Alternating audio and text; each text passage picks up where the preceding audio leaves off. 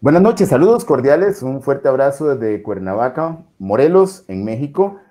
A todas las personas que nos han seguido y que estoy seguro que comparten este espacio de conversaciones generativas y que lo van a seguir haciendo a partir de las propuestas de personas de mucha calidad con las que realizamos este espacio, cuyo fin es generar conocimiento, hacer una evolución y también una reflexión sobre las diferentes temáticas. Todas han sido y serán temas de mucha importancia, de mucho valor, buscando esa propuesta de agregar valor en cada una de estas noches. Hoy tengo el honor, porque realmente así es, y el privilegio de compartir desde México hasta Argentina con un destacado académico, quien viene realizando además otras funciones, además de, digamos, sus funciones convencionales en lo que hace, a lo que se dedica profesionalmente, y que es el maestro Iván Artaza, a quien le agradezco el poder conversar hoy sobre un tema tan importante que tiene que ver con todo esto de la tecnología, las redes, por ahí un poquito enredados, pero en el buen concepto de enredados desde el momento en que planteamos el tema del conversatorio. Fue un mensaje para decir que estamos en medio de redes, que en medio de redes tenemos el componente académico, el componente docente, la virtualidad se une, la educación a distancia, y a partir de esta serie de elementos, muchas propuestas de valor hacia las que nos orientamos. Ya sabemos que las circunstancias ya planteaban un escenario tecnológico en la educación. También hubo un acelere, un empuje a partir del fenómeno de la pandemia. Entonces, no todo es pandemia, pero sí la pandemia juega un rol importante acá. Pero bueno, el maestro está en Argentina esta noche, así que muchísimas gracias, Iván, por este tiempo que está dedicando y sobre todo por la trasnochada, porque son las 11 de la noche en Argentina, mientras que en México las 9 y en Costa Rica y Centroamérica a las 8 de la noche. Así que bienvenido, muchas gracias. No, gracias a vos, Manuel, por la invitación. Y bueno, si bien es cierto, puede llegar a ser tarde en cuanto al horario, pero bueno, todo lo que nos dedicamos a la educación sabemos que muchas veces la docencia quizás sea una frase hecha, ¿no? Tenemos horario de ingreso, pero muchas veces no tenemos horario de salida, ¿no? Son largas noches, muchas veces desvelos, así que en diferentes niveles educativos. Así que obviamente mi respeto a todos los colegas, a todos los docentes de Latinoamérica, porque en este año tan complejo, tan difícil que nos está tocando transitar desde muchos aspectos, la docencia ha sabido poner el hombro a esta situación, cargarse la mochila con herramientas propias por ahí y bueno, darle continuidad. Esta quizás es una frase también que ha pegado mucho en muchos países de Latinoamérica, esto de la continuidad pedagógica, la continuidad educativa. Y bueno, muchas veces están del lado de las políticas educativas, pero también está, y con muy buena presencia, el empuje justamente que decías vos de los docentes, ¿no? Así que en sus diferentes situaciones, con sus diferentes realidades, con problemáticas también comunes, ¿no? Porque esto de la virtualidad también ha desnudado o ha puesto en evidencia muchas dificultades y bueno, un poco charlar sobre todas estas cuestiones, así que bueno, yo soy el agradecido de poder estar, es un honor para mí, digamos, después de haber pasado tantos profesionales y tanto de muy buena trayectoria, poder compartir lo poco o mucho que uno hace por esto que nos apasiona, que es la educación, ¿no? Muy bien, gracias, Iván. Antes de entrar al tema de enseñanza y aprendizaje en red, enredados también, en medio de ese concepto de red, vamos a empezar un poquito diferente. ¿Quién es Iván a partir de su formación profesional y de dónde sale todo ese bagaje de conocimientos que lo lleva hoy a ser un experto en América Latina? Y ya vamos a ir diciendo hacia el final el por qué experto en América Latina, además corresponsable de la organización de un magnífico e impactante evento que está a punto de suceder. Pero bueno, ¿quién es Iván el profesional? ¿Cuál es su formación? ¿De dónde nace esta pasión y estas inquietudes por el tema tecnológico, virtual, educación, distancia, etcétera? Bueno, es medio complicada la pregunta, ¿no? Porque uno empieza a hacer memorias y no sabe cuándo le hizo el clic respecto al amor por la docencia. Sé que hay algunos que por ahí ya lo tienen incorporado desde que tienen uso de razón, si se quiere el término, pero bueno, por ahí las cuestiones de la vida, mi sueño era estudiar abogacía en su momento, ¿no? Y bueno, por la ciudad en la que yo vivía, estábamos muy lejos de los centros de formación universitario, y bueno, implicaba todo un costo poder irse a otro lugar a estudiar. y bueno, decidí, en mi ciudad había un profesorado, justamente era un profesorado en ciencias jurídicas y se relacionaba un poco lo que a uno le lo apasionaba, ¿no? Que era la ciencia jurídica. Y bueno, fue así que me inicié en esto de la docencia, pero pues paralelamente trabajaba en el ámbito privado y bueno, pasé mucho tiempo en realidad, después de haberme recibido como docente, para poder realmente ejercer la docencia, porque bueno, mi trabajo en realidad estaba involucrado en el ámbito de la salud privada, y bueno, hasta que llegó un momento me hizo esos clics, esas ganas de poder dedicarme a lo que uno se había formado, y fue así, bueno, que tomé la decisión de dejar ese trabajo y dedicarme de lleno a la educación, ¿no? Y bueno, y eso me facilitó también una flexibilidad en los tiempos y poder comenzar digamos, hacer hincapié también en aquello que me gustaba, que era la informática, pero bueno, no me gustaba la matemática. Uno relacionaba siempre la informática con la matemática. Yo tenía ese prejuicio hasta que encontré y descubrí esto de la tecnología educativa, ¿no?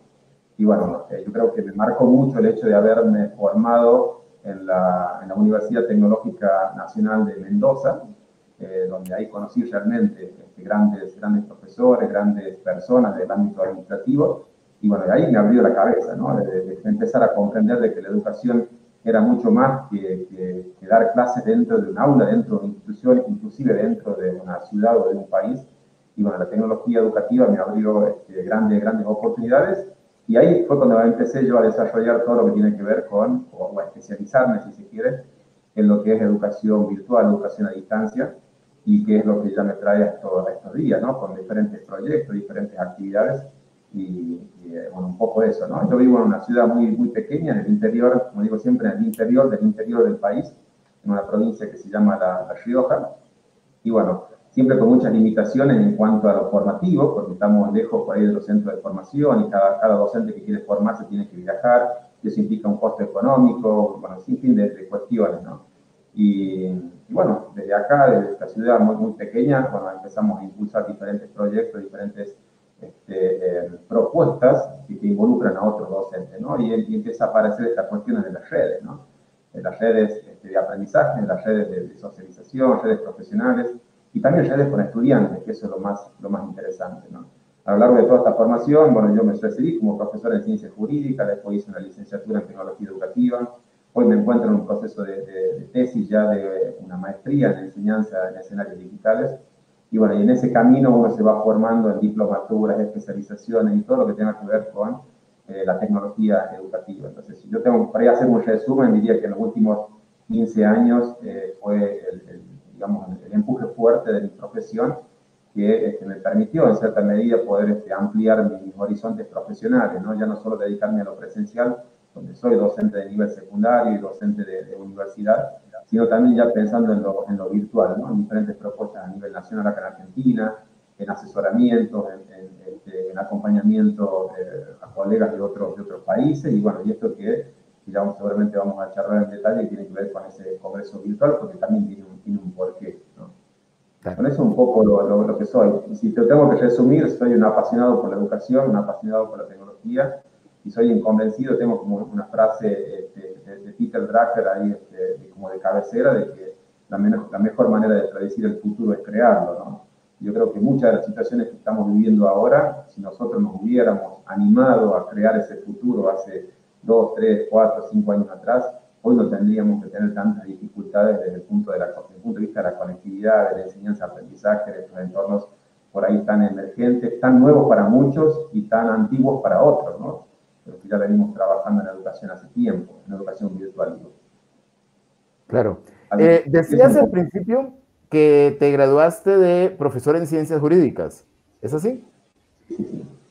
La consulta que me surge ¿es eso equivalente a ser abogado, o para ser profesor en ciencias jurídicas es un tema aparte que no es necesariamente el ejercicio del derecho? Porque acá en Argentina se utiliza mucho el tema de las especializaciones dentro de lo que es el ámbito de los profesorados, ¿no?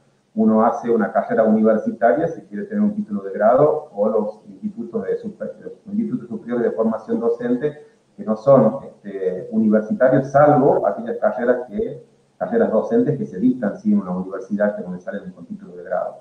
Bueno, en ese momento, en aquel contexto, estoy hablando año 95, 96, más o menos, Había, por ejemplo, el profesorado en ciencias políticas, profesorado en ciencias jurídicas, bueno, diferentes tipos de especialidades. Y bueno, yo aproveché el profesorado en ciencias contables. Entonces, bueno, yo me orienté a eso porque yo siempre me identifiqué mucho con las ciencias sociales, ¿no? Pero bueno, con el tiempo ya pude complementar esto de la abogacía, la pasión por la abogacía, porque me casé con una abogada, así que uno por ahí va complementando esa situación, pero bueno, sí, siempre me gustó el área de la ciencia jurídica, si bien es cierto, bueno, uno nos habilita el título para dar materias que están relacionadas a esa área, ¿no? Y bueno, Claro. siempre que puedo, vuelvo a esos principios, ¿no? Claro. Vamos a ver, Iván, a partir del planteamiento del tema, enseñanza y aprendizaje enredados. Vamos a ver, enseñanza siempre ha estado, aprendizaje también. Se incorpora un nuevo elemento. La pregunta es, ¿en qué momento empieza este proceso ya de incorporar el tema de redes, el tema de tecnología, independientemente de la pandemia? ¿Cómo estábamos antes? Si pudiéramos plantear un diagnóstico, ¿cuál es tu percepción antes de una pandemia en cuanto al proceso que se venía generando? Yo en lo personal recuerdo algunas universidades en Costa Rica que tendían a transformarse ya a una virtualidad, y era, digamos, lo novedoso, sin embargo, no era lo común. Había todavía una resistencia a mucha gente pensar que se iba a ser la opción. De hecho, era como un mix, o sea, había gente que sí, había gente que no. De hecho, en algún momento dando un curso en un posgrado hace bastante tiempo ya, nunca se me va a olvidar, una de las estudiantes me dijo, ¿sabe qué, profesor? Realmente yo estoy aquí porque me gusta. Éramos 5 en el banco donde trabajo y 4 ya lo están haciendo virtual. En ese momento sonaba, pero digamos no estaba tan consolidado. ¿Cómo podríamos diagnosticar esta realidad? ¿Es la pandemia la que empuja necesariamente o qué porcentaje, si lo pudiéramos plantear así, ya venía migrando hacia la incorporación de redes o de tecnología en medio de esto que planteas, que es enseñanza y aprendizaje? Bueno, primero el analizar este concepto de enredado, ¿no? Yo creo, es cierto, uno destaca el concepto de las redes. Sabemos de por sí que el Internet, tal cual como lo conocemos ahora, si bien es cierto, tiene un origen militar, surgió o se empezó a viralizar o empezó a aflorar, digamos, en contacto con las universidades, ¿no? En Estados Unidos. Empiezan a surgir esas primeras redes de colaboración, redes de trabajo, y si uno lo puede contextualizar desde el punto de vista educativo, sí surgieron en instituciones educativas, ¿no? Bueno, hubo un salto obviamente cualitativo, bueno, y cuantitativo también respecto al auge de las tecnologías de la información y la comunicación. Y si bien es cierto, esta carrera de querer equiparar, a ver, o que la educación se pueda ir incorporando o equiparando a los avances de la tecnología, siempre la educación como se miró desde unos pasos atrás, ¿no?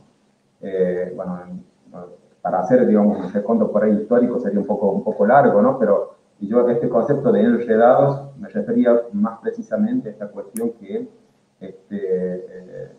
esta pandemia vino a visibilizar un montón de cuestiones, ¿no? No solamente las cuestiones positivas respecto de esto de poder brindar o poder aprovechar las herramientas digitales para garantizar o darle cierta continuidad a los aprendizajes o al sistema educativo, bueno, como lo queramos llamar, sino también ha visibilizado un montón de falencias desde el punto de vista de políticas educativas, desde el punto de vista de competencias digitales, tanto en docentes como en estudiantes. Y bueno, y se genera esta cuestión como una especie de entrevero, ¿no? Una especie de lucha, una especie de enredo respecto a las posibilidades y a las oportunidades o también a las dificultades que se nos presentan con las redes, ¿no? Con respecto a esto de que si la pandemia vino a instalar, yo creo que la pandemia vino a quitarnos el velo a muchos de los docentes respecto a lo que se estaba viviendo respecto a la tecnología, ¿no? Todo lo que implica el tema de las redes sociales, perdón, de las redes en general, de las redes educativas, de la educación a distancia, ya se venía trabajando hace muchos años. En Argentina, por ahí, data ya de la década de los comienzos de los 80, mediados de los 80, ya empezaron a surgir. Inclusive hay una red internacional de la cual también formo parte, pero no parte muy activa, que es IAN, es una red de docentes a nivel internacional que tiene digamos, una organización acá en América Latina, que es IAN Latina, Y bueno, surgió básicamente por el contacto de tres profesores allá por la década del 80 en Argentina, uno de Estados Unidos, uno de Argentina y uno de Rusia, y fundaron esta red que hoy es una red de docentes que nuclea más de 140 países y que permanentemente están desarrollando proyectos colaborativos, ¿no? Y ya tiene más de 25, 30 años esa red. Entonces, cuando hablamos de aprendizaje colaborativo, cuando hablamos de redes de colaboración, cuando hablamos de redes educativas, ya muchos docentes venían trabajando, muchas organizaciones venían trabajando hace muchos años. ¿Sí? Lo que pasa por ahí, como bien lo decías vos, había cierta resistencia, ¿no? Cierta resistencia en directivos, cierta resistencia en docentes, cierta, no sé si diría resistencia o falta por ahí de creatividad o falta de impulsar políticas educativas en diferentes gobiernos para llevar a la práctica muchas de esas actividades colaborativas, llevar a la práctica en sí mismo la tecnología a las escuelas, más allá de que hubo políticas en torno a los modelos 1 a 1, de la dotación de computadoras, pero siempre como que quedó pendiente esto de lo práctico, ¿no? De cómo llevarlo a la práctica, de la capacitación, de la sensibilización o de comprender las posibilidades que tiene la tecnología. La pandemia sin duda vino a acelerar un poco, como que hicimos un salto en el tiempo, ¿no? De repente nosotros, en el caso particular, yo creo que la mayoría hemos pasado por lo mismo, nos saludamos, nos despedimos un día viernes de la escuela presencial y el día lunes teníamos que estar ya trabajando de manera virtual. Y bueno, muchos docentes con un sinfín de dificultades, ¿no? Y también, en el caso mío, yo no la sufrí tanto, si se quiere el término, pero sí la sufrí desde el punto de vista administrativo, ¿no? De pedir datos a las instituciones educativas y que me manden una foto manuscrita de los datos de los estudiantes, no había digitalización de ese tipo de cuestiones, las seguimos padeciendo en algunas cuestiones, pero bueno, como que recién se están acomodando, ¿no? Y la virtualidad es todo un proceso, no es solo montar un aula virtual, incorporar una serie de estudiantes, un docente, y ya estamos garantizando la educación. Hay muchas cuestiones, sobre todo lo importante de toda esta cuestión, que por ahí no se lo valora o no se le da la importancia, es la cuestión administrativa. La cuestión administrativa dentro del punto de la virtualidad. Mira, hace un par de años atrás, bueno, se hablaba de que en las ofertas formativas en educación a distancia, la deserción básicamente era de un 30 o un 40%, ¿no? La deserción. Y bueno, muchos de esos motivos, los motivos eran justamente porque no se adaptaban a la plataforma, porque no tenían respuesta administrativa, bueno, con una serie de factores, ¿no? Y por ahí muchos de esos factores vinculados justamente a lo organizacional, ¿no? A lo administrativo. Entonces la pandemia yo creo que aceleró, como te decía, estas cuestiones. Hoy estamos revalorizando la tecnología, estamos dándonos cuenta de que las escuelas necesariamente deben tener internet, las escuelas deben estar integradas, conectadas, los ministerios de educación deben a su vez armar redes de escuelas, redes de docentes, para poder no solamente aprovechar las relaciones, las experiencias, el intercambio de actividades o de proyectos, sino también hacer un uso, y con esto sería otra temática para charlar, ¿no? El tema de la Big Data en educación, cómo tomas decisiones a partir de todos esos datos que vamos, o que las instituciones educativas, los ministerios pueden tomar de sus docentes, sus estudiantes. O sea, es muy amplio el tema. Yo creo que la pandemia ha jugado un rol muy importante en este sentido, porque yo creo que va a haber o sea, cuando regresemos a la normalidad, si se quiere, no va a ser una normalidad. Yo creo que ya los directivos, los mismos docentes se van a ver interpelados por esta cuestión de necesariamente utilizar la tecnología, ¿no? Este concepto de la bimodalidad, de la educación híbrida, de los ecosistemas digitales, de la ciudadanía digital, se van a tener que afianzar, se van a tener que rever los contenidos de muchas materias, sobre todo en el ámbito de la universidad, la formación docente, que en muchas carreras no tienen materias específicas para la formación de los docentes en competencias digitales. Yo creo que es necesaria una materia que hable específicamente, si no es de informática, de tecnología educativa, si no es de tecnología educativa, de herramientas digitales para el desempeño profesional. No sé, buscarle un nombre, pero es necesario que, más allá de que uno lo trabaje de manera transversal, es necesario, ¿no? Porque lo más probable es que no sé si vendrá otra pandemia, pero nosotros tenemos que educar a nuestros estudiantes para un futuro totalmente conectado, para un futuro totalmente, para un presente ya básicamente en red, ¿no? Entonces, yo creo que hay un antes y un después, pero no un antes y un después respecto a decir, bueno, empezamos a conocer nuevos, ¿no? Se tienen que afianzar cosas que ya venimos trabajando. Y creo que eso es un tema pendiente que ya debería estar, y creo que en algunos lugares está, en la agenda de las políticas públicas, sobre todo, ¿no? Claro. Vamos a ver, Iván, lo decías muy bien, un viernes se apagaron las luces y el lunes que seguía había un nuevo entorno de trabajo para empezar a hacer educación virtual, y llámese virtual, todas las formas que los docentes tuvieron que innovar, incluso aprender, incluso utilizar WhatsApp, donde no habían ciertas condiciones. Y definitivamente, como lo planteas, hay un antes y sí, aunque llegara una nueva normalidad o condiciones diferentes, yo diría, esto se consolida a partir de la pandemia porque aparentemente pues ya venía y esto hace que se quede. ¿Qué ha hecho que esto no sea ahorita? ¿Cuál es la parte no exitosa en cuanto a este proceso? ¿Es la conectividad a nivel de las regiones, de los diferentes gobiernos? Con un compromiso de haber tenido mayor conectividad, ¿dónde se podría pensar que hubo, digamos, puntos que hoy son oportunidades de mejora para que esto continúe y pues Dios quiera que no llegue otra para que más bien fluya tal y como lo estás planteando? Sí, yo creo que el eje central de esto es, uno cuando habla de educación siempre habla de brindarle nuevas y mejores oportunidades a nuestros estudiantes, por lo menos eso es lo que yo trato de pregonar, ¿no? Y bueno, en eso de brindar mejores oportunidades necesariamente está lo que hace a la infraestructura, a los recursos, y sobre todo en llegar a aquellas familias que por diferentes situaciones no tienen el acceso a la tecnología, ¿no? Hay familias, a lo mejor son 3 o 4 hijos, y disponen de un solo celular y ese celular le usa el padre o la madre para salir a trabajar. Entonces, y eso no es problema solamente de Argentina. Yo tengo estudiantes en México que me plantean la misma situación. Usted lo que nos explica, profe, es muy bonito todo, pero yo tengo estudiantes donde las condiciones no tienen acceso ni siquiera a un teléfono móvil, ¿no? Pero bueno, a partir de eso también surgen otras estrategias. Yo me trae ahora el recuerdo una profesora de Mendoza, en una situación particular de una materia de arte. Ella le pedía que hagan arte con lo que tengan al alcance de la mano, y entonces muchos empezaron a mandar imágenes de dibujos por WhatsApp. Bueno, justo uno de esos estudiantes no tenía celulares, y que hizo toda una obra de arte en la tierra con todos los materiales que tenían, con ladrillo, con barro, y fue la obra más significativa de todo, ¿no? Entonces también creo que hay, obviamente, ¿no? Hay educación, aunque no haya tecnología también, y bueno, los docentes en ese sentido son muy creativos y muy innovadores, ¿no? Para poder obtener o para poder rescatar a esos estudiantes todas esas habilidades, todas esas competencias que muchos no tienen de manera natural, ¿no? Entonces, yo creo que debería haber una política. Yo creo que, como en Argentina, por ejemplo, se empezó a implementar esto de los sitios web educativos que terminen, que sean .edu.ar, ¿no?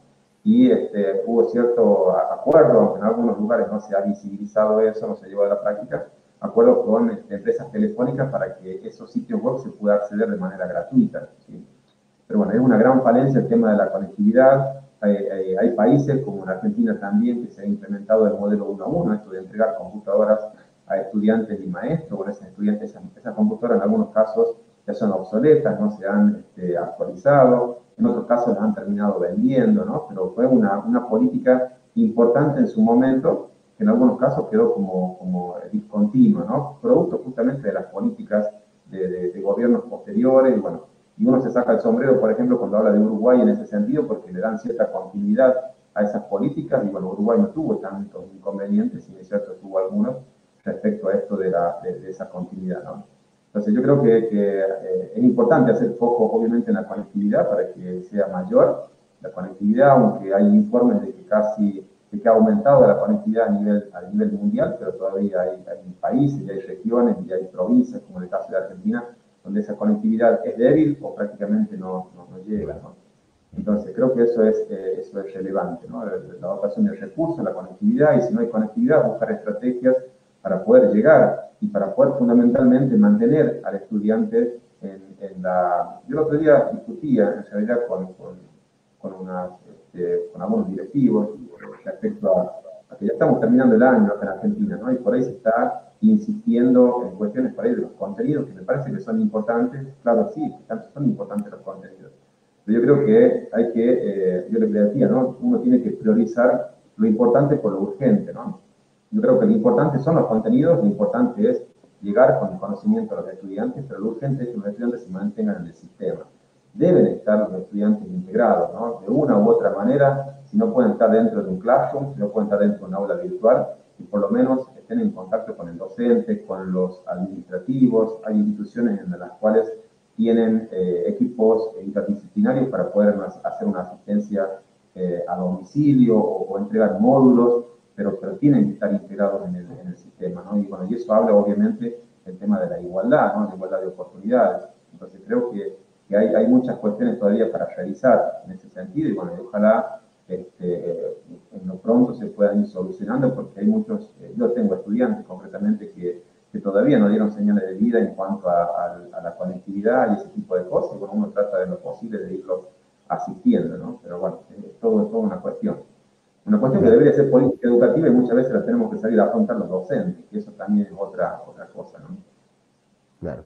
Iván, con la excepción de estas áreas donde se requiere conectividad, inversión estatal para el tema de dispositivos y todas estas lamentables variables que están ahí y que hacen que el proceso hoy no sea lo más exitoso desde la parte tecnológica, pensando en el otro contexto, aún si regresáramos con que se dieran condiciones, incluso con la llegada de una vacuna, ¿verías un retorno tan presencial? O ves sectores que ya dicen, no regreso tanto presencial, ya me enamoré de la tecnología? ¿Cómo percibís esto? A ver, a mí me preguntaban los otros días, ¿si querés volver a lo presencial? No, digo yo. Yo estoy muy cómodo trabajando de esta manera, bueno, porque uno se ha formado para esto y trata en lo posible de por ahí cubrir inclusive situaciones que no se dan en las escuelas presenciales. O sea, yo en la educación presencial tengo que mostrar una presentación digital a mis estudiantes y no puedo. Tengo que hacer una entrevista a algún especialista y no puedo. Entonces hoy se me abre un abanico por ahí también de cuestiones didácticas, metodológicas, para poder también atraparlo a los estudiantes y que ellos puedan aprender por ahí cosas nuevas, ¿no? Con decirte, yo el año pasado, yo doy una materia que se llama economía, y mis estudiantes estaban interesados en ver qué se podría comprar con $1 en otros países. Y bueno, en mi escuela, donde estábamos nosotros, no hay una muy buena conectividad. Y bueno, yo tenía un contacto que vivía en Taiwán, que hablaba español, y de repente en 15 minutos nos conectamos y de mi celular y 10, 15 estudiantes a la vuelta, hablando con otra colega de Taiwán, y nos decía que compraban por $1 y bueno, y llevamos la experiencia de la economía a otro nivel, ¿no? Que no es lo mismo que yo contarles que de repente tener de primera línea a alguien que está viviendo en otro país, ¿no? Entonces, esas situaciones por ahí se dan desde el punto de vista de la virtualidad. Yo creo que, a ver, muchas veces hasta muchos docentes no percibimos de que nosotros ya veníamos trabajando en entornos bimodales, ¿no? En esto de lo presencial y lo virtual. Por ahí yo el año pasado le decía a mis estudiantes que me envíen el trabajo por mail, o lo carguen en el Classroom, o hagan una presentación digital, o hagamos una radio con alguna aplicación dentro del ámbito de la escuela. O sea, estábamos permanentemente trabajando en eso, ¿no? Entonces, hoy ya lo hacemos de manera casi, digamos, en un 100%, pero hay cosas que necesariamente cuando regresemos se van a profundizar. No se profundizan desde el punto de vista de las políticas educativas a nivel institucional, dotando de nuevos recursos, ampliando la conectividad, contando con herramientas digitales para poder hacer presentaciones, ese tipo de cuestiones. Yo creo que las exigencias van a venir de los mismos estudiantes. A mí me gustaría agarrar el diario del lunes, como decimos acá en Argentina, y tomar un diario del año 2022 y ver cuál es la incidencia que tuvo de las carreras universitarias a distancia por parte de los estudiantes. Entonces, es interesante pensar que a lo mejor muchos de los estudiantes que hoy están en un cuarto o un quinto año de la secundaria, quizás con la experiencia que pudieron obtener a partir de esa autonomía del estudio, de la organización, desde el punto de vista de la virtualidad, y quizás estén pensando ya en estudiar una carrera totalmente a distancia. estaría bueno conocer esos porcentajes, cómo si es que se ha incrementado las carreras de educación a distancia en un par de años más. ¿Sí? Yo acá nosotros, por ejemplo, vivimos en una ciudad donde, una ciudad pequeña, hay una universidad, pero tiene muy pocas carreras. Abogacía, por ejemplo, no está. Abogacía la tenemos en una capital de acá, y que bueno, irse a la capital desde acá de mi ciudad implica alquilar departamento, alquilar bueno, lo que es la alimentación, la cuota, un montón de cosas, pero sí tienen una sede de una universidad que es virtual, y la tienen acá, en frente de la plaza. A lo mejor es preferible pagar una matrícula de 4.000, 5.000 pesos argentinos y no pagar 20, 25.000 de gastos que implique estudiar la misma carrera. Si ya estoy, ya me habitué a trabajar de la virtualidad, ya conozco lo que son las plataformas educativas, por lo menos cómo trabajan. Entonces, hay una cuestión permanente, ¿no? A mí me sucede, por ejemplo, de que hace ya por lo menos 4 o 5 años que no me atrapan las conferencias o las capacitaciones presenciales. Yo voy a un lugar presencial y veo la muchedumbre, las colas para inscribirse, esperar que se baje un ponente, que ingrese otro, de que que haga un break y que volvamos, y se pasaron 8 horas y yo me desespero, ya me aburro en ese sentido. Yo prefiero estar en una conferencia online, termina, corta, estoy en mi casa, promuevo también el tema de lo que tenga que ver con lo online. Y yo creo que también va a suceder esto en el ámbito educativo. Yo creo que aquellas instituciones van a empezar a fortalecer los espacios virtuales para el acompañamiento en la trayectoria de aquellos estudiantes que por diferentes motivos no pueden asistir a clases, sea por enfermedad, por accidente, por un montón de cuestiones. Pues hay un panorama desde ese punto de vista que creo que es muy interesante, ¿no? Porque nos abre o le abriría un poco la cabeza a los estudiantes de pensar el mundo desde otra perspectiva, ¿no? Hoy sabemos que hay una economía totalmente colaborativa, la famosa economía gig, la economía del conocimiento, de que los trabajos remotos, de que hay empresas, una de las principales empresas a nivel mundial en torno a que genera ambientes de trabajo es Argentina, ¿no? Como Mercado Libre, y promueve ese tipo de cosas, ¿no? El trabajo colaborativo y todas esas habilidades que se existen hoy en el mundo laboral, yo creo que ha sido una gran oportunidad para aquellos estudiantes que la han sabido aprovechar para fortalecer esas competencias que le van a ser de mucha utilidad para el mundo del trabajo. Entonces creo que hay cosas que son muy positivas para rescatarlas, y las que son negativas yo creo que hay que madurarlas, hay que fortalecer una visión un poco más crítica en ese sentido, y bueno, brindar las soluciones que sean necesarias, ¿no? Claro. Vamos a ver, este tema de lo que planteas entre educación virtual a distancia, por ejemplo, te quiero compartir. Soy estudiante de la Universidad Virtual del Estado de Guanajuato, aquí en México, y prácticamente yo te diría no hubo pandemia para ellos ni para nosotros como estudiantes. O sea, el modelo me parece excelente, ya tiene bastantes años, una población que se extiende, va incluso por otros países de América Latina. Entonces, lo que vos decías, desde muchos aspectos, la imposibilidad de un traslado a otro estado para llevar una carrera que realmente es buena, que tiene calidad, que tiene parámetros establecidos para monitorear la calidad que imparten, la accesibilidad, el precio. Realmente yo estoy fascinado con ellos y me gusta estudiar, y creo que terminaré de estudiar el resto de mi vida y siempre seré alumno de la Universidad Virtual del Estado de Guanajuato. Pero ¿dónde está el impacto tan positivo que ocasiona en mí? Incluso con algunas universidades cercanas donde podría estar presencial, es muy interesante porque también tienen la capacidad de poder enganchar al estudiante a partir de plataformas amigables, a partir de la asesoría oportuna. Y cuando yo veía eso antes de pandemia, de todas formas yo decía, bueno, pero esto es lo que es. Yo no podría haber encontrado nada más maravilloso que eso. O sea, si tengo que asistir en algún momento a algo presencial, iré.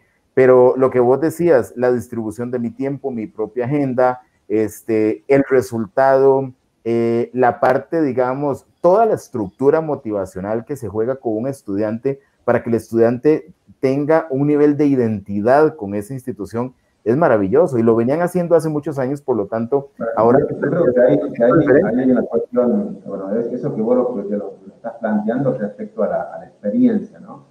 Hay muchas universidades en Latinoamérica, bueno, el Tecnológico de Monterrey en México también, la UNED en España, acá la Universidad de Quilmes, la Universidad Siglo XXI, la misma Universidad Tecnológica Nacional, que ya tiene ofertas formativas acá en Argentina, pero bueno, ellos ya hicieron un camino en torno a eso, ¿no? O sea, hay un libro muy bueno que habla sobre la educación bimodal de la Universidad de Quilmes, donde hace un reconto histórico de cómo lograron ello, ¿no? Y las dificultades que tuvieron que sortear, hasta te diría desde la cuestión desde el punto de vista de la docencia, ¿no?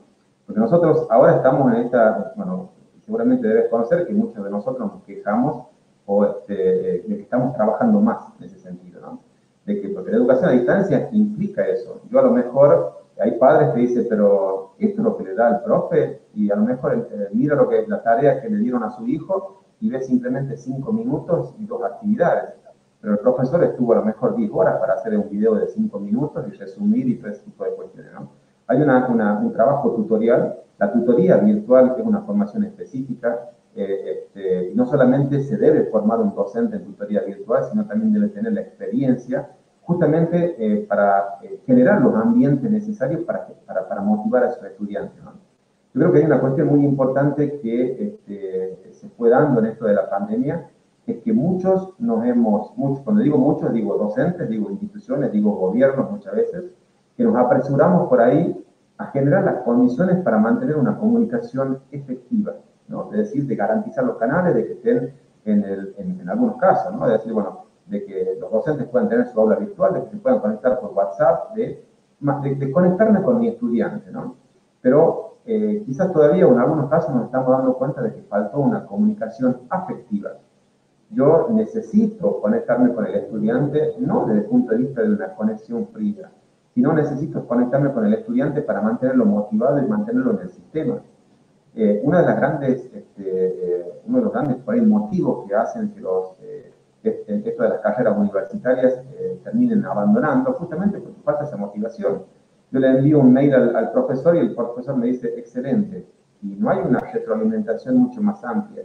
No generan los debates en los foros, no generan esa empatía por ahí, por más que yo esté detrás del monitor, de una cámara o del mensaje, debe haber situaciones ahí por ahí empáticas que también permitan conocer. Yo tengo estudiantes que son docentes, ¿no? Soy profesor justamente de la carrera de licenciatura en tecnología educativa acá en La Rioja, y bueno, también son profesores. Soy profesor de una materia que se llama competencia de la educación ahí en México, y son maestros. Y me dice, profe, por favor, ténganos piedad, no nos dé tanta. Digo, yo mejor que ustedes, o sea, yo tanto como ustedes conozco cuál es la situación. Entonces, yo sé que ustedes salen de acá, a lo mejor ingresan a una clase, van a planificar, van a preparar el material. Bueno, uno tiene que tener consideración en ese tipo de cosas. No consideración de decir, bueno, le doy una pequeña actividad, bueno, sino buscar estrategias como para que lo que yo les vaya a enseñar, ellos lo puedan aplicar a esas situaciones concretas y al mismo tiempo puedan aprender. Entonces, creo que hay cuestiones ahí, esto de la virtualidad, que obviamente hay instituciones privadas, por ejemplo, que ya venían trabajando con plataformas virtuales, simplemente bastó un mail para decirles, vamos a empezar a trabajar de acá, y hay otros que realmente no sabían qué hacer, ¿no? Entonces, hay cosas que son interesantes como experiencias para sistematizarlas, para pensarlas y para encontrar soluciones que permitan también ir avanzando, ir consolidando esto que es apasionante y lindo, que es la educación a distancia, ¿no? Claro, y sí se aprende. Hay algo de lo que a mí me gusta mucho rescatar. Ahora me cambio al rol de estudiante porque un estudiante más, simplemente. Yo siempre he dicho, el tema de la educación virtual genera un compromiso muy alto en el estudiante. Se está rompiendo un paradigma hay gente que no creía, que dudaba, que calidad. Pero, por ejemplo, en mi caso personal, lo cual no tiene que ser necesariamente compartido, y hay universidades, también esa es otra, ¿verdad? Pero el punto es, en una clase presencial, algunas veces, pues, yo digo lo que digo, no lo organicé, fue una idea suelta, se lo llevó el viento, ahí quedó, y pudo haber sido hasta una tontería, pero ahí se quedó. En la educación virtual, a partir de parámetros establecidos en el proceso de enseñanza-aprendizaje, también hace que tu criterio trasciende, queda por ahí, se comparte, está en los foros. Y te digo, yo he tenido cursos donde me siento a las 8 de la mañana y me he levantado a las 5 o 6 de la tarde haciendo un trabajo. Algunas veces me pregunto, ¿cuánto aprendí yo en comparación? Y no puedo menospreciar nada, son estilos, pero desde el punto de vista de lo que aporta la educación virtual, ¿Cuánto aprendí yo con una estructura formal, con una tarea que tiene que tener mi nombre? Se comparte en algunos casos de acceso público, entonces genera un gran compromiso y por ahí también me gusta cómo se ha roto el paradigma de que lo virtual no funciona, ¿verdad? Eso con respecto al tema. Iván, sos especialista en este campo y también me surge la inquietud. Hemos estado hablando educación a distancia y educación virtual. No es lo mismo. ¿Ves la migración de la educación a distancia a una virtualización a partir de este proceso? Porque te puedo poner el ejemplo, y muy orgullosamente en Costa Rica, la Universidad Estatal a Distancia, mil respetos, desde la exigencia, desde la muy asegurada calidad. Un graduado de la UNED, realmente mi respeto porque sé los parámetros de calidad que manejan, pero la dinámica es diferente. Era aquello de recibir el libro, sí, claro, había interacción, en alguna forma plataformas, pero no era necesariamente virtual. ¿Cómo ves el futuro de la educación a distancia? A ver, si hay algo que hay que destacar en ese futuro de la educación en general y de la educación a distancia en particular, es que el rol del docente es por ahí en cierta medida necesario, más allá de que hayan propuestas que sean que no sean tutorizadas o que sean autoasistidas, ¿no? Hay mucha formación ahora, inclusive hay plataformas como Miriada X, ScholarTip o todos los MOOC que andan dando vueltas de las universidades, en donde uno elige un curso o elige un curso que por ahí otorgue créditos. No sé si se corta, pero sale bien nítido. ¿Sí, no? Escucho claro, escucho claro. Sí. Por ahí hacen un curso y ese curso no está tutorizado. Yo creo que el rol docente en ese sentido es esencial, ¿no? Y retomo esto, lo que decías recién, respecto a tu experiencia como estudiante. Si vos estás teniendo esa experiencia como estudiante, imagínate la experiencia que están teniendo los estudiantes de cuarto o quinto año del secundario respecto a esa autonomía para el estudio, ¿no? De poder, digamos, ir construyendo su conocimiento con la guía del docente, ¿no? Ya sabemos, está esto de la teoría del conectivismo, de que el conocimiento reside en los dispositivos, que los estudiantes deben fortalecer esto de las TAC, las tecnologías del aprendizaje y del conocimiento, pero yo creo que vamos ya, o sea, ya estamos básicamente y vamos camino a un fortalecimiento de la formación online, de los teletrabajos que se están un poco ya instalando básicamente. Hay países, bueno, en Argentina estamos un poquito retrasados en esto de la economía, de la economía del conocimiento, hay leyes que se están generando para esos trabajos remotos y creo que vamos a un camino. Nosotros debemos formar, o por lo menos debemos inculcar a nuestros estudiantes a esa, digamos, a esa sociedad que más allá del conocimiento es una sociedad digital prácticamente, ¿no? Nosotros podemos decir que estamos en una sociedad de información, una sociedad de conocimiento, pero ya vamos a una sociedad, o estamos prácticamente en las puertas, digamos, de una sociedad digital, donde requiere justamente que nosotros nos formemos o construyamos esas competencias digitales para nuestra identidad digital, básicamente, ¿no? Y yo creo que esto de la pandemia, por lo menos lo que nos dedicamos a educación, a tecnología, y a tecnología educativa sobre todo, es como que, no digo que estamos en la gloria o que estamos festejando, porque no hay muchas cosas para festejar, pero sí es como decir, viste, yo te lo dije, o sea, no me hiciste caso hace 10 años atrás o hace 5 años atrás, y hoy estamos viendo este tipo de cuestiones. Si me hubieras hecho caso, hoy no tendríamos que tener estos problemas. Entonces, Claro. creo que es necesario que se tenga que, o por lo menos dar la opción, ¿no? Y de que esas opciones sean opciones formales. De que si yo de repente digo, bueno, ya no quiero estudiar ingeniería en sistemas e irme todos los días a la universidad, quiero tener la opción de hacerlo online, ¿no? Entonces, me puedo quedar. Por eso digo, se van a consolidar estas cuestiones de las carreras universitarias híbridas o bimodales de aquellos que eran presenciales solamente, y se van a profundizar sobre todo o se van a expandir a otras partes del mundo, de aquellas como la UNED, que ya tiene sus años, o la que manifiestas vos de Costa Rica, que van a seguir fortaleciendo esas redes para consolidar, obviamente, sus propuestas formativas, ¿no? Entonces, creo que hay muchas cosas importantes para rescatar. Sobre todo lo que más me interesa a mí es esta valiosa experiencia que están teniendo nuestros estudiantes, más allá de las dificultades que tienen otro gran porcentaje de estudiantes, porque por diferentes cuestiones están quedando afuera del sistema y es lo que nosotros nos deberíamos no solamente preocupar, sino ocupar. Pero desde el punto de vista de la cuestión por ahí positiva, si se quiere, creo que hay muchas. Y sobre todo, yo le decía a mis estudiantes, ¿no?, de la licenciatura en tecnología educativa, digo, sé que ustedes están pagando un arancel y que es muy, o sea, pagar todos los meses un arancel cuesta, sobre todo en este tema, esta cuestión económica, pues es difícil vivir en Argentina, pero digo, miren esto como una oportunidad, ¿no? Yo ingreso a LinkedIn y cada 2 por 3 LinkedIn están solicitando diseñadores instruccionales. Claro. ¿Por qué? Porque la mayoría de las universidades están queriendo formalizar sus sistemas educativos a distancia. Y no es solamente armar un aula virtual, una clase virtual, matricular a unos estudiantes, a unos docentes. No, hay toda una cuestión de multimedia, hay diseñadores multimediales, diseñadores institucionales. O sea, hay un campo propicio para la formación en ese sentido, ¿no? Y debemos aprovecharla.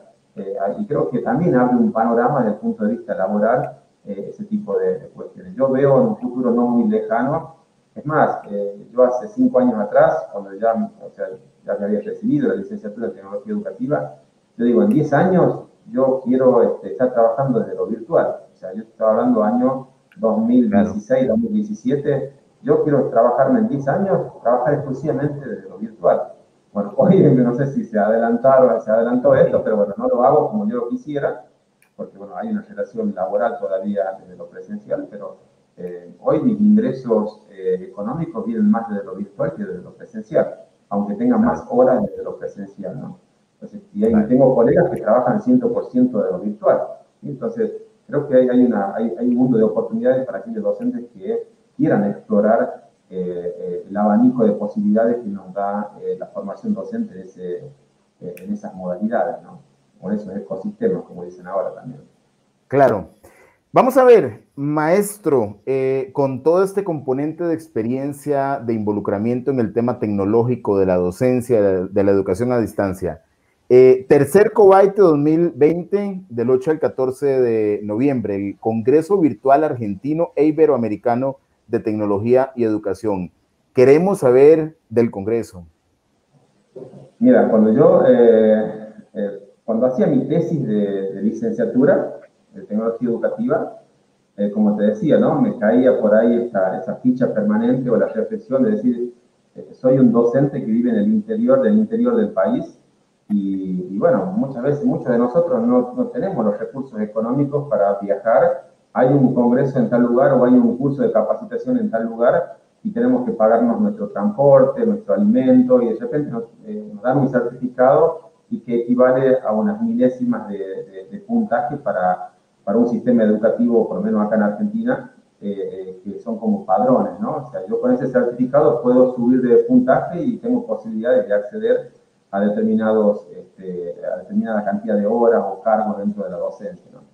Y bueno, pero nosotros acá en mi departamento o los que vivíamos en el interior, en otras provincias, no teníamos esa posibilidad, ¿no? Entonces yo empecé a hacer una investigación en torno a la formación docente en el área de TIC, ¿no? Y bueno, esa investigación arrojó que por lo menos en mi departamento había una gran demanda de formación en ese sentido, pero que no tenían la posibilidad de hacerlo, porque los mismos ministerios de educación o el mismo Ministerio de Educación de mi provincia no llegaba de manera general a cubrir esa demanda.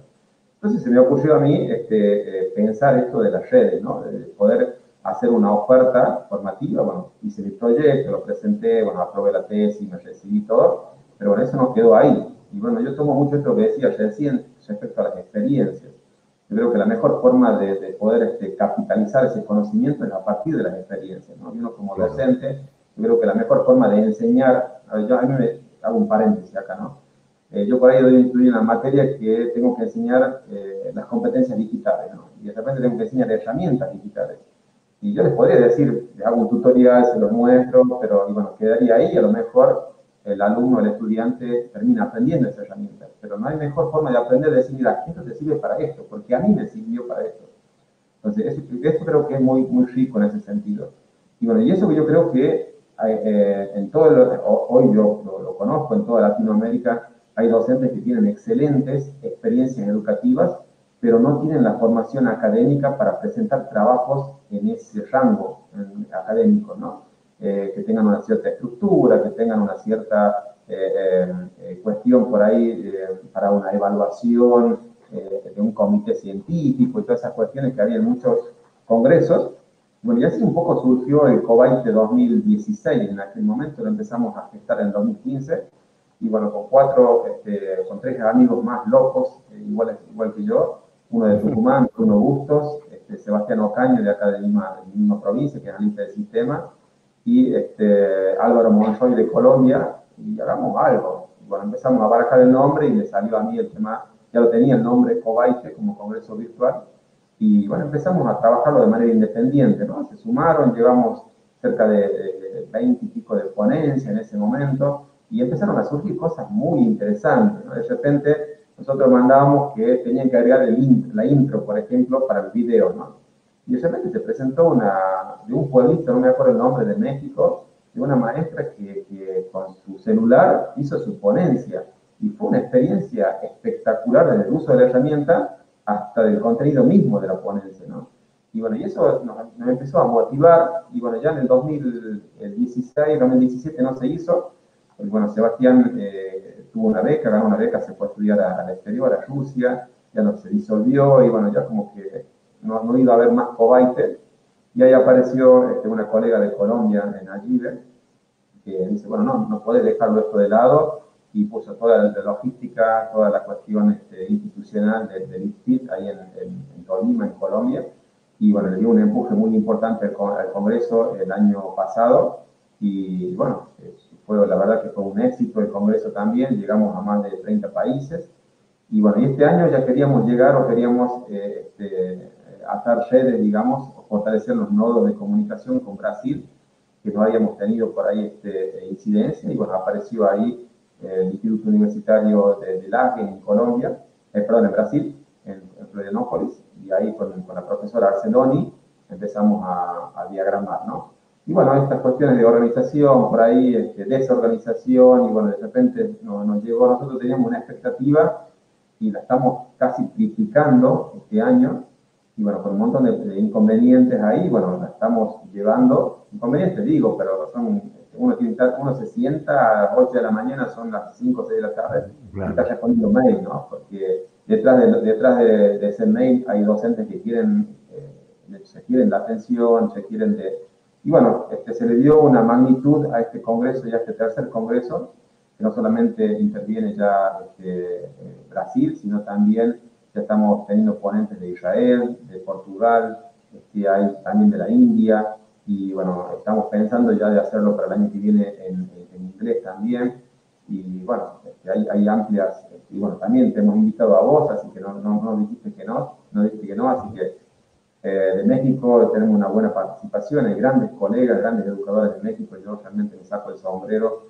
con el nivel de educación que tiene México en esos profesionales, mucha gente de Brasil que también se incorporó, Argentina con grandes colegas que siempre acompañan. Y bueno, lo bueno de este congreso y lo gracioso al mismo tiempo es que cuando uno recibe un mensaje y los invitamos y le enviamos todas las cosas que tiene, ¿cuánto hay que pagar? Te dicen, ¿no? Digo, no tiene que pagar nada, es como que es gratis, y sí, es gratis para los asistentes, es gratis para los ponentes, es gratis para los auspiciantes que quieran colocar su logo ahí. Bueno, la idea es justamente fortalecer los nodos de comunicación. Yo tengo siempre esto de imaginarme cómo es el mundo, ¿no? Y cómo yo me imagino dentro de eso, ¿no? Es una famosa... Yo digo, soy como un pescador que está a la orilla del mar y bueno, tiro mis redes, ¿no? Y si esas redes, en ese mar líquido, Sigmund Bauman decía que la sociedad es una sociedad líquida, ¿no? Permanentemente en movimiento, y que cuando uno la quería tomar, se actualizaba de tal manera que la quería tomar en las manos, se escurría, ¿no? Bueno, en ese mar, si uno no tira una red con esos nodos fortalecidos, quizás esa pesca sea muy insignificante, ¿no? Entonces, con ese concepto, bueno, nosotros hemos tendido unas redes muy buenas. Yo hoy, no sé, por ahí mis estudiantes me dicen, usted, profe, es un agrandado, un soberbio, típico, por ahí. Me dicen, ¿pero por qué? Porque el otro día me decían, profe, tiene que invitar a alguien de otro lugar. Bueno, elijan el país y yo lo invito. Me dicen, no, usted, y se burlaban en cierta medida, ¿no? No, pero digo en serio, o sea, digan, bueno, a ver, Guatemala. Y bueno, en Guatemala hay varios colegas, está Carolina, bueno, toda la red de Uruguay, hay varios, en cualquier país de Latinoamérica hay un colega con el cual uno ha trabajado en algún momento, ha tenido algún tipo de relación, y bueno, se van fortaleciendo esos nodos que hoy yo tengo la suerte de por ahí enviar un mensaje, digo, che, necesito, a ver si te puedes sumar a una charla, tal el caso tuyo, sí, perfecto, y se suman sin ningún tipo de problema, ¿no? Entonces yo creo que hay en la comunidad docente, yo le decía a Arceloni, a la profe Arceloni de Brasil, le digo, nosotros podemos manejar un idioma totalmente diferente, podemos tener realidades económicas totalmente diferentes, podemos tener mayor o menor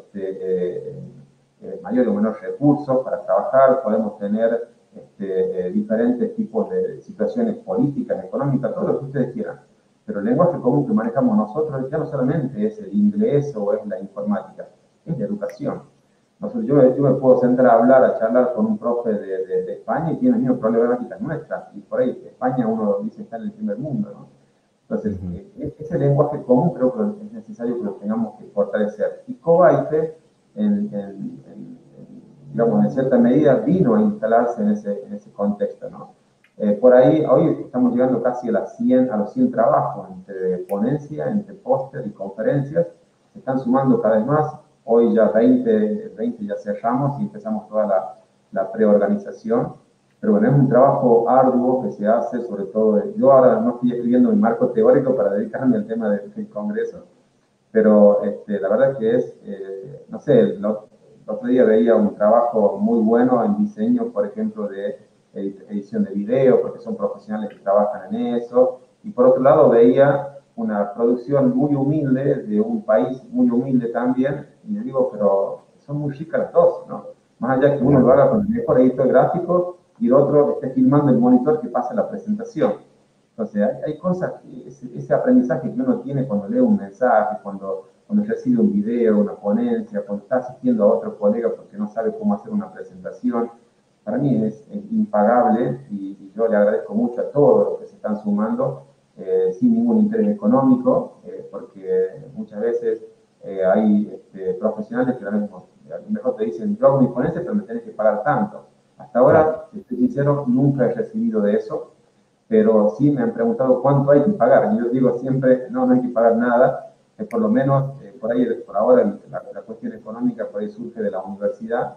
El año pasado el importe económico fue muy grande, desde el IFIT de Colombia. Yo estoy eternamente agradecido a Nayib por todo su trabajo. Este año, bueno, ya sale la cuestión económica por ahí de Brasil y de mi parte también, y cuesta mucho, créanme, en ese sentido.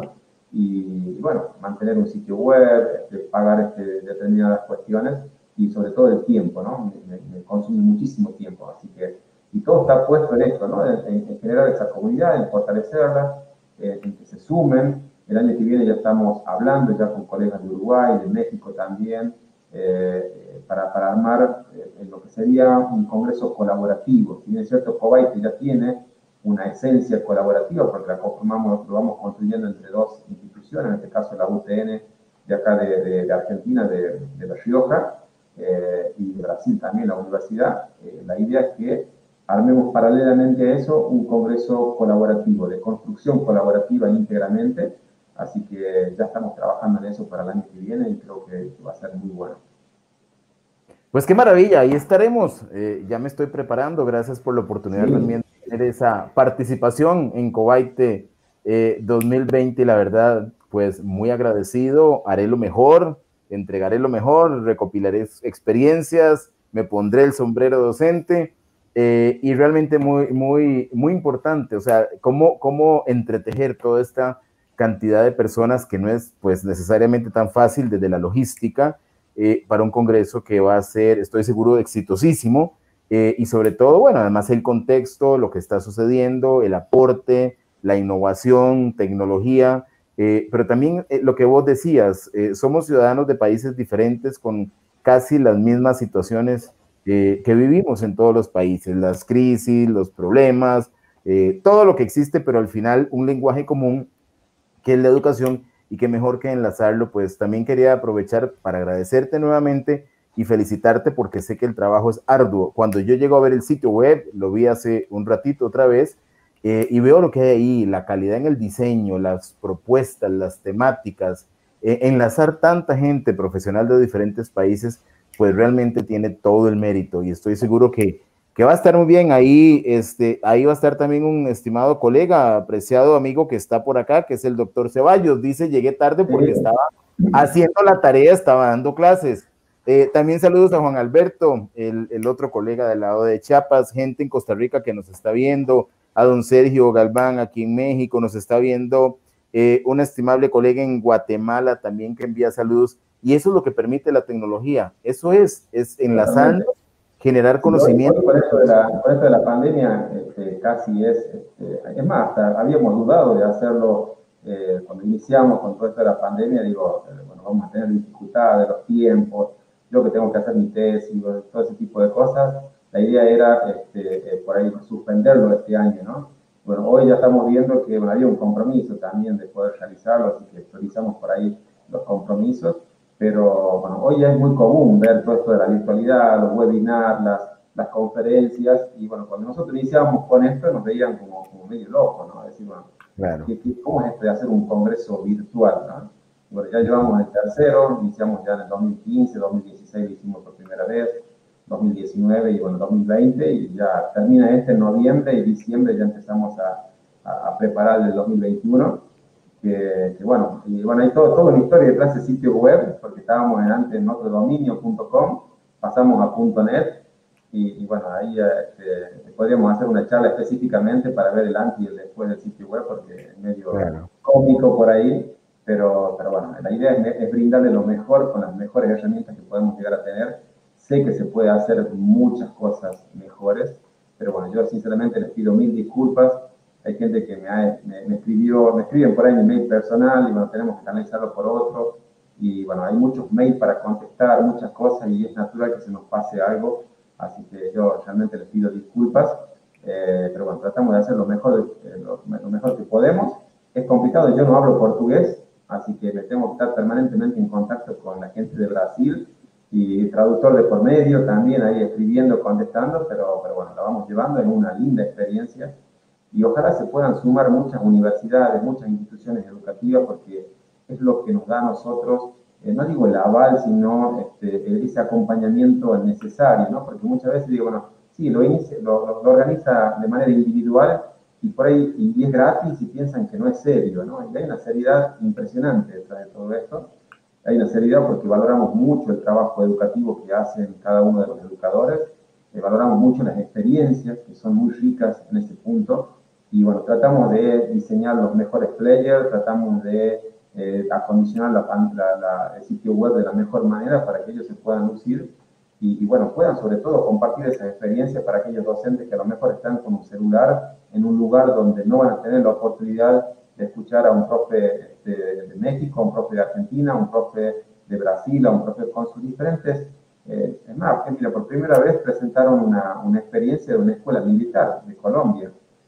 Presentaron experiencias de carreras de medicina, carreras de derecho, cosas que nosotros no lo teníamos previsto. Nosotros pensábamos en la secundaria, en la universidad, en carreras educativas tradicionales o carreras formativas, y bueno, empezamos a tener de otras especialidades. Tenemos, por ejemplo, hay uno solo que es de Uruguay y Guatemala con un proyecto colaborativo de Red y IAN, que la verdad que es bastante interesante. Y bueno, la idea es justamente hacer propuestas colaborativas para el año que viene. Así que aquellos que estén por ahí con tiempo, con ganas de trabajar, con ganas de hacer este tipo de cosas, que realmente no hay ningún interés económico detrás de esto, simplemente es la cuestión de generar los espacios para que todos aquellos que quieran compartir sus experiencias lo puedan hacer. Y bueno, y aquellas experiencias que se presentan o aquellos trabajos que se presentan con alguna formalidad, bueno, eso se van a publicar en un libro, eso es por ahí lo que también capta la atención de aquellos especialistas que ya tienen experiencia en documentos científicos. Bueno, se hace una publicación formal, que eso ya se encarga la gente de Brasil, así así que la verdad que yo estoy más que satisfecho, más que contento. Y bueno, esperemos que todo salga bien, estamos ya en la recta final, y bueno, será lo que Dios quiera, y bueno, si no, tendremos bueno, pero ya lo reprogramamos al Congreso, no lo vamos a reprogramar más, así que del 8 al 14 de noviembre, con decirte que iban a ser 3 días, iba a ser en octubre, iban a ser 3 días, pero de repente empezamos a ver que llegaban trabajos. Hoy tenemos 73 ponencias, cerca de 15 pósters, más de 20 conferencias, y estamos ya organizando los conversatorios internacionales. Va a haber un conversatorio en inglés, así que es mucha la organización que hay detrás, y bueno, espero que lo sepan valorar y que participen y que lo tomen con la misma seriedad que lo tomamos nosotros. Pues muchas gracias, Iván. Mi compromiso nuevamente de hacer el mejor aporte por esa oportunidad que vamos a tener de compartir un poquito de la experiencia desde la formación y la práctica docente. Un megacongreso, definitivamente. En lo personal he estado buscando compartirlo con alguna gente también en Costa Rica del ámbito de la educación universitario, pero realmente un éxito. Cuando veo el alcance, los contenidos, no es más que un megacongreso, pero no solamente mega en tamaño y en la dimensión, sino en toda la logística y lo bien planteado que está. Así que más bien felicidades por adelantado por el éxito. Ya existe, ya está, nada más ejecuta, pero ya es exitoso desde el momento en que las buenas intenciones de las personas para unificarnos a través de algo bueno, que esto es nobleza, con el buen interés de compartir temáticas de la educación que tanto ayudan al desarrollo social, ya es éxito garantizado. Así que felicidades por adelantado, como si ya hubiera sido hoy el día donde se cerró el Congreso, pero está por disfrutarse, por aprender, por compartir. Y también no solamente está el contenido temático, está la riqueza cultural que se teje. Eso es algo que algunas veces no contemplamos, pero es impresionante lo que a partir de esa parte cultural entrelazada podemos obtener. Pues muy bien, don Iván, el tiempo es... Adelante, perdón. No, te digo que primero agradecerte por tus palabras. Por ahí uno trata de hacer este tipo de cosas sin un ánimo lucrativo, ¿no? Y por ahí hasta, no sé si por ahí está instalado quizás en la sociedad de que siempre hay algo por detrás, y bueno, el único objetivo básicamente es brindar esta apertura educativa a todos los educadores, no solamente a los que tienen la suerte o tienen la posibilidad de presentarse como ponentes, sino también a aquellos que están del otro lado y tienen ganas de aprender, ¿no? Y bueno, hay muchos especialistas muy importantes de Brasil también que se van a sumar, y bueno, la verdad que te agradezco por tus palabras, por tu apoyo, tu acompañamiento. Cuando te invité, al momento me dijiste que sí, y bueno, todos los colegas de México también. Así que eso es lo interesante, ¿no? Que uno va encontrando en cada rincón, en cada país, grandes colegas, ¿no? Poco a poco se están transformando en grandes amigos. Si bien es cierto, uno no tiene la posibilidad de conocerlos personalmente, pero la verdad que reconforta, anima a seguir adelante en esto que uno ama tanto, que es la educación. Y bueno, yo siempre un eterno agradecido de las instituciones que nos acompañan, de las empresas que por ahí también ceden su logo a modo de acompañamiento, de auspicio. Y bueno, invitar a todos aquellos que tengan cierto grado de responsabilidad en una institución universitaria, que nos acompañen, que esto es algo serio, que lo hacemos con mucho cariño, mucho amor, mucho trabajo puesto a disposición, mucho compromiso, ¿no? Detrás de todo esto. Y bueno, poco a poco se fue consolidando este congreso, y hoy, como decían, los otros días me decían, qué bueno que está tu congreso. No, digo, no es mi congreso, ¿sí? Ya el Cobay dejó de ser de alguien en particular para convertirse en un congreso que lo hacemos todos, ¿no? Y yo creo que esto es lo innovador, o por lo menos yo lo veo desde el punto de vista innovador, de que es un congreso que se está constituyendo como algo colaborativo. En el 2015 fue solamente Argentina y Colombia, en el 2019 fue Argentina, Colombia y México, hoy se incorpora Brasil, y el año que viene seguramente se va a incorporar Uruguay, que ya está hablado, hay gente hablado también en Bolivia.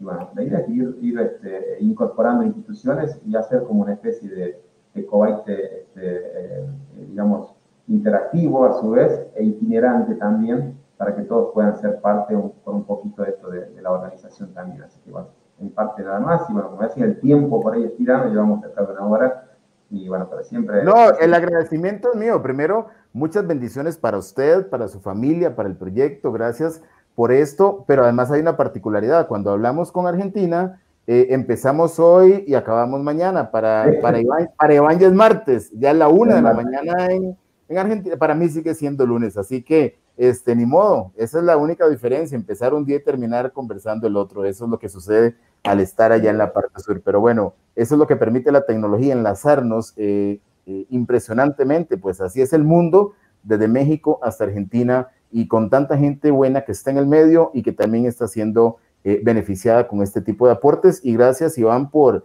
hacer esa reflexión, hacer la devolución y el conocimiento que buscamos en este espacio para el bien común, que es lo único que nos puede interesar a todos. Así que, buenos días, más bien. Bueno, buenos días, buenas tardes, buenas noches, depende de cuándo lo vayan a ver al video después. Así que, bueno, simplemente para cerrar, agradecerles a todos los educadores, todos los docentes, todos los maestros. En cada uno de los países nos designan de diferentes maneras, pero siempre con el mismo espíritu para brindar todo lo mejor para nuestros estudiantes, para este sistema educativo que muchas veces responde, muchas veces no, pero estamos siempre nosotros para sacar todo lo que sea de nuestra profesión, de nuestra condición de ser humano también, para brindarle a nuestros estudiantes mejor y nuevas oportunidades, como siempre digo. Y bueno, felicitarlos a todos esos colegas, a todos esos docentes, y bueno, ya invitar a compartir. Sé que hay muchísimas experiencias, aunque hoy ya 20 acá en Argentina cerramos la convocatoria, pero podemos esperar un tiempo más para aquellos que quieran presentarse en el Congreso. Y si no, simplemente se registran y bueno, pueden ser parte del evento, ¿no? www.cobaite.net, y bueno, que nos sigan también en Facebook, en Cobaite.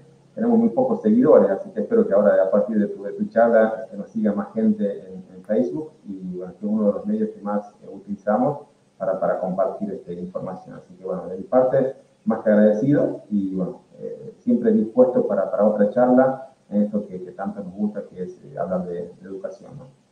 Muy bien, saludos hasta Panamá también, personas muy distinguidas en Panamá. Y quiero hacer un último saludo. Nos están viendo en China Jorge Chávez, un costarricense, que además quiero destacar algo de Jorge.